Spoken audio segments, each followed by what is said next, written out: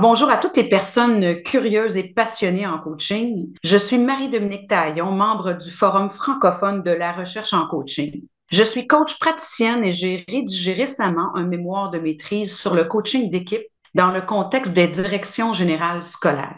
Aujourd'hui, Stéphane Coulier, qui est doctorant et coach praticien, va nous parler d'un article paru en 2022 dans la revue Coaching and International Journey of Theory, Research and Practice. Cet article s'intitule Ethical Knowledge, Dilemmas and Resolution in Professional Coaching et il a été écrit par Hannah Yates et Mark Leach. Il traite du sujet de l'éthique et des dilemmes, thème régulièrement abordé sous différentes formes dans notre série de podcasts. C'est un sujet qui semble particulièrement t'intéresser, Stéphane. Bonjour Marie-Dominique. En effet, nous avons parlé de l'utilité des codes de déontologie dans le Recoach 6 et dans le Recoach 22, nous avons parlé d'un livre sur la maturité éthique. C'est en effet un sujet qui m'intéresse et que j'explore d'une certaine manière dans mon projet de recherche doctorale. Néanmoins, je suis conscient que le terme même d'éthique peut être perçu de façon variée. Il passionne certains, ennuie d'autres et effraie quelques-uns. C'est pour cela que dans mon projet doctoral, j'essaye d'éviter le terme et je le contourne en utilisant des concepts plus larges, mais qui traitent des questions que se pose le coach dans ses arbitrages et lorsqu'il doit prendre des décisions délicates. Le terme éthique réfère souvent à des dilemmes moraux et de valeurs, cela peut sembler parfois intimidant. En revanche, le terme tension, qui désigne une pression interne ou externe s'exerçant sur un coach et résultant d'une incompatibilité perçue entre différentes forces, différentes valeurs ou attentes, me semble plus accessible et englobant. Revenons à l'article, Stéphane, si tu le veux bien. Oui, tu as raison. Ace et Leach rappellent tout d'abord que le coaching est encore un champ d'études relativement jeune. Plus spécifiquement, ils font le constat que le type de dilemme éthique en coaching, et surtout la façon dont les coachs y font face, reste un sujet d'étude et de recherche. Dans ce contexte, il existe encore beaucoup d'incertitudes et de questions sur la façon dont les coachs identifient et résolvent les dilemmes éthiques. Dans leur article, Ace et Leach présentent donc les résultats d'une étude qu'ils ont menée auprès de 260 coachs, dont près de 75% sont des coachs ICF certifiés. Cette étude questionne les coachs sur les dilemmes auxquels ils font face dans leur activité de coach et la façon dont ils y font face. Plus précisément, comment s'appuient-ils sur la formation en éthique qu'ils ont reçue et quel type d'autres outils utilisent-ils pour répondre aux dilemmes qu'ils se posent? À travers cette recherche, les auteurs souhaitent comprendre si, en fin de compte, les dilemmes des coachs diffèrent de ceux d'autres activités d'accompagnement. Tant avec la montée en professionnalisation du coaching, on pourrait penser que ces questions éthiques sont de mieux en mieux définies et que les codes de déontologie des grandes associations professionnelles permettent de guider les coachs dans leurs décisions. Oui, en théorie. Mais, et là je réfère à notre podcast 6, basé sur l'article de Diochon et Nizet 2015, qui souligne que les codes d'éthique, bien qu'importants, ne suffisent pas à eux seuls à guider la pratique. À travers leur étude qualitative menée auprès d'un 27 coachs exécutifs, ils constatent que les codes de déontologie peuvent être perçus comme des obstacles dans certains cas, car ils ne prennent pas en compte les dimensions émotionnelles et contextuelles des dilemmes. Les auteurs invitent les coachs à développer des processus plus réflexifs dans leur prise de décision. Stéphane, j'entends certains dire que ce n'est qu'une étude qualitative sur 27 coachs. En effet, mais c'est là que je trouve l'étude de Ace et Leach intéressante, car elle vient d'une certaine manière corroborer le travail de Diochon et Nizet. Leur étude montre que 83% des coachs interrogés disent connaître le code d'éthique de l'ICF et qu'ils ont été formés sur celui-ci. Ils déclarent également que cela leur a été utile pour avoir des prises de conscience, avoir un cadre pour prendre des décisions et mieux gérer des situations conflictuelles. Wow! 83% de coachs, c'est énorme. Oui, tu as raison, ça me paraît énorme également. Mais bon, c'est déclaratif. Il est sûr que si on demande à un coach ICF s'il connaît le code de déontologie d'ICF, il sera probablement gêné de dire le contraire. Par contre, et c'est là un point très intéressant de leur étude, 11% seulement disent se référer à un code lorsqu'ils font face à un dilemme.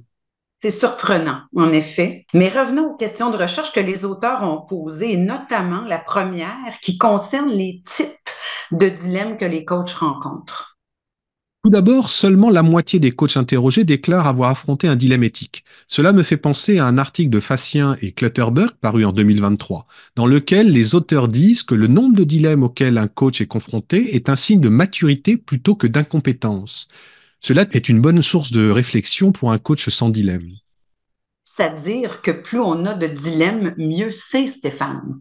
Je ne sais pas si je le verbaliserai comme ça, mais en tout cas, si l'on considère un dilemme comme une source de questionnement et donc d'un effort réflexif dans sa pratique, on peut considérer que ne pas avoir de dilemme ou de tension devrait inciter à se poser la question des raisons de ce manque. Est-ce parce que l'on a atteint un degré de maîtrise totale dans sa pratique de coach? Ce serait présomptueux. Est-ce parce qu'on a la chance d'avoir des clients merveilleux avec lesquels les relations sont authentiques et idylliques? Ce serait avoir beaucoup de chance. Est-ce parce qu'on n'a pas le temps, la volonté ou l'énergie de remettre en question sa pratique? Je laisse chacun et chacune se poser cette question. Intéressant. En quelque sorte, le questionnement serait une preuve de bonne santé éthique du coach. Tu allais également aborder les types de dilemmes rencontrés par les coachs. Oui, les auteurs parlent de 3 catégories principales qui émergent de leur étude. Tout d'abord, pour un tiers des coachs qui déclarent avoir rencontré un dilemme éthique, ceux-ci concernent des conflits d'intérêts. Par exemple, dans le cadre d'une relation tripartite, lorsque le payeur n'est pas le bénéficiaire du coaching. Ensuite, un autre tiers des coachs réfère à des dilemmes qui touchent aux problèmes de confidentialité, particulièrement dans des contextes organisationnels où les acteurs sont nombreux et le système complexe. Enfin, environ 20% des coachs déclarent rencontrer des dilemmes qui ont trait à des sujets de frontières entre coaching et psychothérapie, notamment des questions qui émergent autour des limites de l'action du coach. Il faut noter, bien entendu, que ces questionnements relatifs aux frontières peuvent concerner d'autres activités d'accompagnement telles que la formation, la consultation, le mentorat notamment. Mais les conséquences du dépassement de ces frontières semblent avoir moins de conséquences négatives potentielles pour le client. Passons maintenant à la façon dont les coachs répondent à ces dilemmes. Oui, c'est le deuxième axe de l'étude de Hayes et Leach. L'étude identifie ainsi plusieurs approches. La première est la résolution informelle pour 36% des coachs ayant répondu. Cela inclut des discussions directes avec les clients ou les parties concernées pour clarifier les attentes et éviter les conflits. Par exemple, un coach pourrait discuter en profondeur des limites de confidentialité dès le début d'un contrat avec un employeur.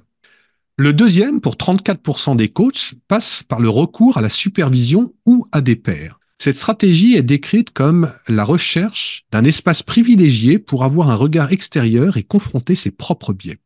La troisième approche, pour 19%, est de référer à un psychothérapeute, mais cela ne s'applique qu'à des types de dilemmes bien spécifiques qui ont trait aux frontières avec la psychothérapie. Finalement, seulement 11% des coachs disent se référer à un code de déontologie. Cela fait écho à ce que nous disions précédemment et la déconnexion entre l'intérêt perçu des codes de déontologie et des formations en éthique, qui est élevé, et son utilité pratique exprimée lorsque les dilemmes surviennent, qui est faible. Un vrai sujet de réflexion pour les associations professionnelles. Stéphane, ce qui m'intéresse particulièrement dans ce que disent Yates et Leach, ce sont les stratégies déclarées par les coachs. Elles me semblent être très contextuelles. Oui, tu touches là un point très intéressant qui nous fait un peu sortir de l'article. Si les codes de déontologie réfèrent à une éthique déontologique qui met l'accent sur le respect de devoirs moraux et de règles, les coachs semblent s'orienter vers d'autres types d'éthiques, qu'elles soient d'inspiration conséquentialiste, de vertu, réflexive ou autre.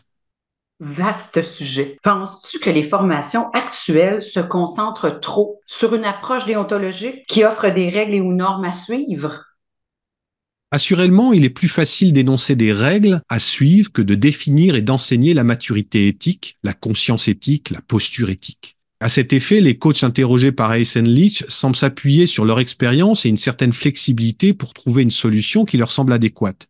Ils font appel à leur intuition et leur compréhension de la situation et s'appuient au besoin sur leur réseau pour trouver des partenaires de réflexion leur permettant de trouver une réponse à leurs dilemmes. C'est peut-être un réel défi pour des jeunes coachs ou lorsque l'intuition s'appuie sur une expérience insuffisante, ou encore lorsque le réseau d'un coach qui débute est plus restreint, ou enfin que son habileté à décoder la situation est limitée. En effet, le savoir et l'expérience accumulés par le coach semblent être une ressource précieuse pour les coachs dans la résolution des dilemmes éthiques auxquels ils ont à faire face. En tant que réel praticien réflexif, son savoir est dans sa pratique. Il sait, mais il ne sait pas forcément ce qu'il sait. C'est une belle façon de mettre de l'avant l'importance de l'expérience en coaching, comme dans beaucoup de métiers. Souhaites-tu ajouter quelque chose sur ce point? Oui, je souhaite partager aux auditeurs un modèle décisionnel développé par Duffy et Passmore en 2010, qui peut aider les coachs dans la façon dont ils peuvent aborder une situation de dilemme éthique. Ce modèle propose 6 étapes. La première est de bien décrire le problème éthique, le définir précisément. La deuxième est d'identifier et de poser ses propres valeurs qui sont en jeu dans ce dilemme. La troisième est d'examiner les dimensions légales du dilemme. La quatrième est d'explorer les différentes options possibles. La cinquième est de prendre une décision éclairée à partir de cette liste. Il faut comprendre le mot éclairé en ce sens que la décision est consciente et assumée et non pas subie. Enfin, la sixième étape est d'évaluer les impacts potentiels de cette décision. Le coach doit être capable d'expliquer les raisons de cette décision en détail en expliquant tous les tenants et aboutissants d'un tel choix. Pourrais-tu illustrer ce modèle par un exemple? Prenons l'exemple d'un coach mandaté par une entreprise pour accompagner un cadre dirigeant dans le développement de son leadership. Très rapidement, le coach se rend compte que la culture de l'organisation reconnaît et valorise uniquement l'atteinte des résultats, quel qu'en soit le prix. Les styles de leadership valorisés sont des styles qui privilégient le court terme, le respect des consignes, l'action et une certaine forme de directivité envers les employés pour atteindre ses objectifs. Le coach, quant à lui, croit fermement à un leadership fondé sur l'écoute et la collaboration, en contradiction avec la vision que l'entreprise veut imposer. Le coach est confronté à un dilemme entre sa responsabilité envers l'entreprise, qui le rémunère et attend un certain résultat, et son engagement personnel envers ses valeurs et celles qu'il attribue au coaching, telles l'autonomie, la bienveillance, le développement du potentiel. Le contrat signé avec l'entreprise encadre la mission mais ne spécifie pas de manière explicite une obligation d'adhérer à un modèle particulier de leadership. Toutefois, l'entreprise pourrait remettre en question la prestation du coach s'il ne répond pas à ses attentes. Le coach doit aussi considérer son engagement éthique envers le client coaché et les règles déontologiques de sa profession. Quelles sont les différentes options qui s'offrent à lui ? Il pourrait, par exemple, accepter la demande de l'entreprise et accompagner le cadre dans le développement d'un leadership plus directif, en tentant d'y intégrer certaines de ses valeurs de coach. Il pourrait également négocier avec l'entreprise pour proposer une approche de leadership plus alignée avec ses valeurs, mettant en avant l'agilité et la collaboration. Il pourrait aussi refuser la mission si elle va à l'encontre de certains de ses principes fondamentaux, quitte à mettre fin au contrat. Il pourrait enfin consulter sa superviseure ou des pairs pour mieux évaluer la posture à adopter. Ce ne sont que des exemples d'options qui chacune a des conséquences importantes pour la suite du mandat. Après réflexion, le coach décide de discuter avec l'entreprise pour clarifier son approche du coaching et proposer une adaptation du cadre de travail. Il explique que son rôle n'est pas d'imposer un modèle de leadership, mais d'accompagner le cadre à développer son propre style en fonction des exigences du contexte, mais aussi de ses propres valeurs. Si l'entreprise accepte cette approche, le coaching pourra se dérouler dans un cadre aligné avec l'éthique du coach et le développement du leader sera plus authentique. Si l'entreprise refuse et impose un cadre rigide, le coach devra potentiellement renoncer à la mission pour rester en accord avec ses valeurs et préserver son intégrité professionnelle. Merci Stéphane, c'est très éclairant. Et ces exemples montrent bien les différentes étapes du modèle en action. Souhaites-tu ajouter autre chose? Oui, je veux revenir sur un des objectifs des auteurs qui était de comprendre si les dilemmes et les stratégies que les coachs utilisaient pour y faire face étaient différents d'autres activités d'accompagnement et plus précisément de la psychothérapie. En effet, c'est un de leurs objectifs. Que ce soit en ce qui concerne les sources de dilemmes ou les stratégies de résolution de ces dilemmes, les auteurs concluent que finalement, cela ne diffère pas vraiment de ce que l'on rencontre dans d'autres activités d'accompagnement, notamment la psychothérapie. Ils soulignent néanmoins que les coachs semblent avoir davantage de dilemmes qui résultent de conflits d'intérêts. Cela peut être lié à la singularité de la relation tripartite en coaching en entreprise par rapport à d'autres formes d'accompagnement. Quels efforts pour les auteurs et des résultats pas si surprenants. Oui, c'est ça la recherche, beaucoup de travail et d'efforts pour confirmer des intuitions et des choses que l'on sait déjà. Mais au moins, ce savoir repose sur des données empiriques. Tout à fait. Merci Stéphane pour ce partage. Souhaites-tu apporter autre chose à nos auditeurs avant de conclure? Peut-être dire que les auteurs concluent qu'il est nécessaire de continuer à réaliser des études sur les dilemmes éthiques et le processus de décision des coachs pour y faire face. C'est très aligné à la notion de réflexivité que nous avons abordée dans d'autres épisodes de Rec Coach. Mieux comprendre ma façon de coacher pour mieux accompagner mes clients.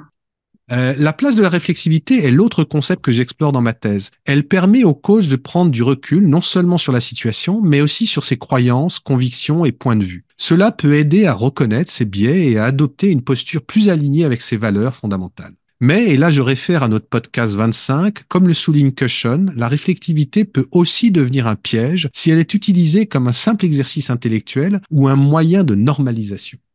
Merci Stéphane pour cet échange riche et inspirant. Pour nos auditeurs, vous trouverez toutes les références mentionnées dans la description de cet épisode. À très bientôt pour un nouvel épisode.